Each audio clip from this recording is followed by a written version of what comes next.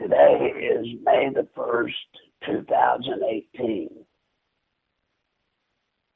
And today we were, I guess, gifted as a leak has provided us with some 50 or so questions that supposedly Mueller submitted to Trump's legal team. My problem with the questions, folks, is these questions do not look like they were written by a skilled attorney. And by that I mean just the wording. The other thing that troubles me with these questions is the direction that it goes. It literally breaks off into several different directions. And why is that important? Because that leads you to believe, or leads me to believe, that Mueller has found, after all of this time, nothing under the cause to which this special counsel was appointed. A special counsel, when they are brought in, they are given a specific crime that they are to investigate. What this series of questions ask is just about every kind of question you could ask a person except about what he was chartered to do. And that's why I am led to believe that at this point, May the 1st, 2018, I believe Mueller has yet to find anything that he can prosecute President Trump over and certainly lead to an impeachment. If you want a case study of how prosecutors set up clients, set up defendants, how they entrap them, well, this 50 questions gives you the way it's done. They know with all of these questions something. They didn't pick these questions out of the air. So you have to understand that to every one of those questions, as silly as they sound, as unprofessional as they seem, I have to believe that each one of those questions, they have something. They have something.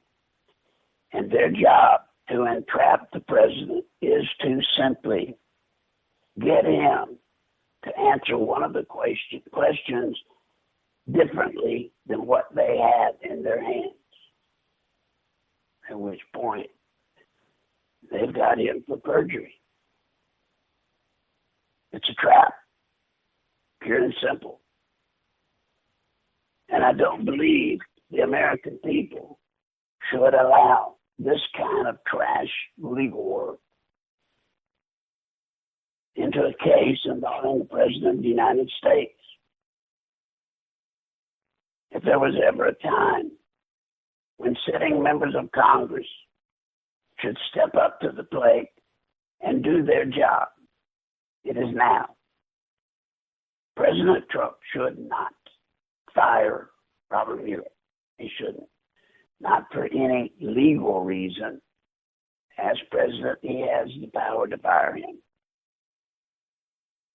But politically, it will destroy him. Because by firing Mueller, it is, as it will be portrayed, an admission of guilt.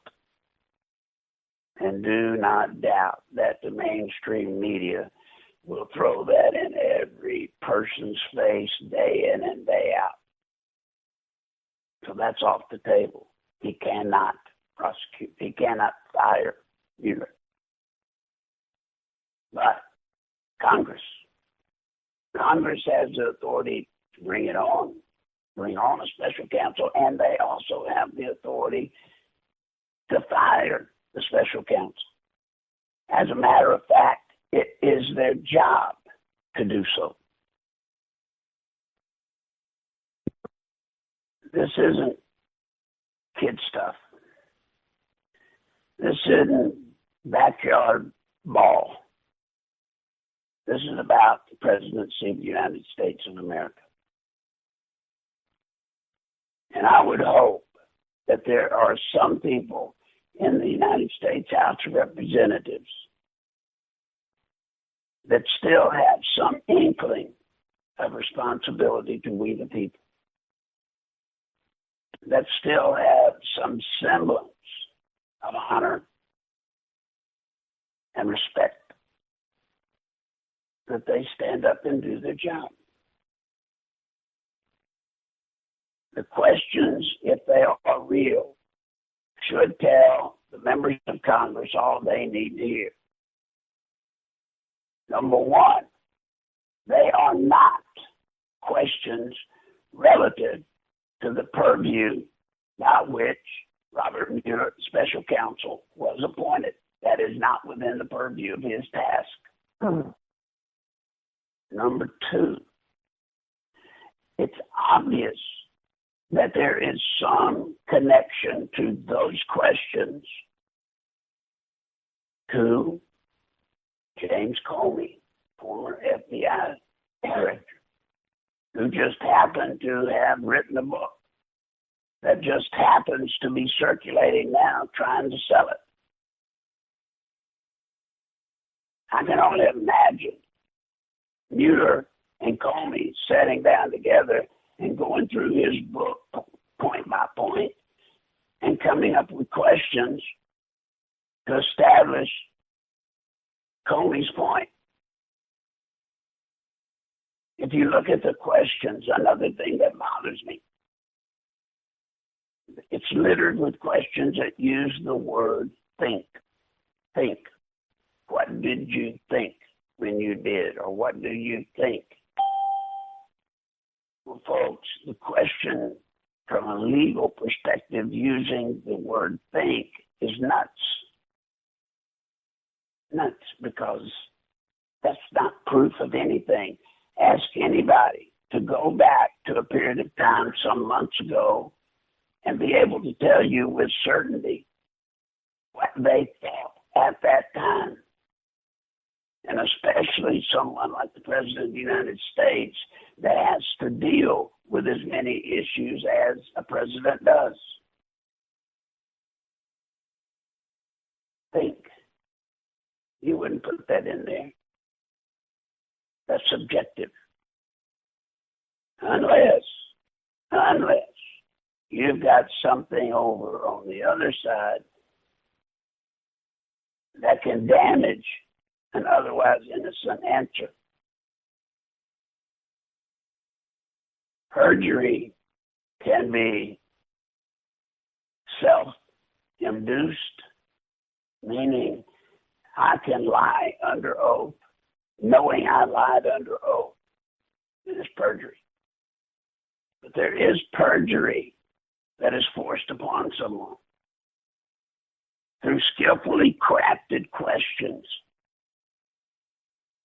You can actually ask a question where you know whatever the answer is, you've got them.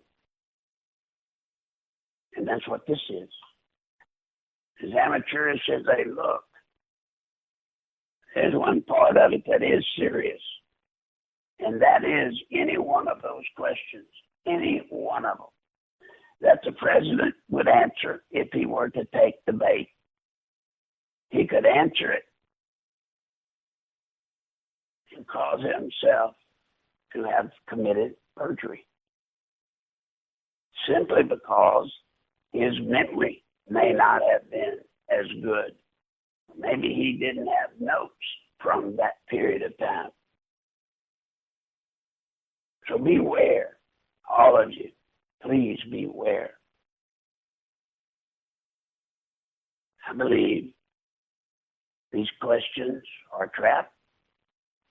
I believe the leak getting them out to the public today is a part of a political scheme to stop any momentum that President Trump may have because of his work with North Korea, because of the fiasco at the White House luncheon thing or dinner thing that they had, where the featured speaker made insulting remarks, unkind, insensitive remarks about Sarah Huckabee. So he was on a good roll, and all of a sudden out this stuff comes. I just want y'all all to think for a little bit. Can't you do that? We're talking about a case that involves the President of the United States. We're talking about a matter that involves impeaching a President of the United States. And with such a colossal case, with such incredible importance worldwide, it should make you sick to your stomach to know what we all know or should know by now. That there's a group of people in Washington, D.C. that have plotted and planned and carried out, in many cases they've already carried out, a coup to overthrow the president. A coup. So I tell everybody, you must be careful. You must be careful. So with that, folks, I will let you go for now, but we will be back soon, I hope. But I need y'all. Help us. Help us bring this stuff to the light of day, please. It's not my country.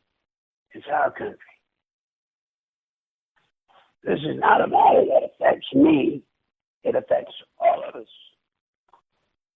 And I swear to you, if we're going to survive this coup, and I say we're going to survive, yes, it's a coup against the president, but it's a coup against our nation, the integrity of our nation, the structure that has held this nation together for over 200 some odd years. Help us stop this before we go one step too far, and then you can't take it back. Then there will be no getting it back. So until the next time, thank you. If anybody wants to donate to the cause, please go to PayPal and use the account Nichols live@AOL.com. Thank you.